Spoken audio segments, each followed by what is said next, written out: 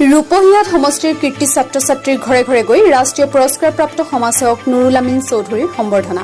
সদ্য ঘোষিত হাইস্কুল শিক্ষান্ত পৰীক্ষাত শিক্ষাৰ্থীৰে উত্তীৰ্ণ হোৱা ৰূপহীয়াত সমষ্টিৰ পঞ্চায়তে কীৰ্তি ছাত্ৰ ছাত্ৰীৰ ঘৰে ঘৰে গৈ ৰাষ্ট্ৰীয় পুৰস্কাৰপ্ৰাপ্ত সমাজসেৱক নুৰুল আমিন চৌধুৰী আৰু তেওঁৰ পুত্ৰ নুৰ আলম চৌধুৰীয়ে সামাজিক দূৰত্ব বজাই ৰাখি সম্বৰ্ধনা জনোৱাৰ লগতে দৰিদ্ৰ ছাত্ৰ ছাত্ৰীক কিছু আৰ্থিক সাহায্য আগবঢ়ায়।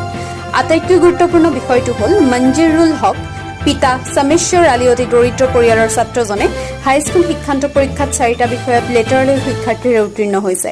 সমাজসেৱক নুৰুল আমিন চৌধুৰীয়ে ছাত্ৰজনৰ ঘৰত সম্বৰ্ধনা জনাবলৈ আহি দৰিদ্ৰ ছাত্ৰজনে বিজ্ঞান শাখাত পঢ়িবলৈ আৰ্থিক অভাৱৰ কথা জনোৱাত সমাজসেৱক নুৰুল আমিন চৌধুৰীয়ে দৰিদ্ৰজনৰ নামভৰ্তিৰ সম্পূৰ্ণ খৰচ বহন কৰিব বুলি পৰিয়ালক প্ৰতিশ্ৰুতি দিয়ে।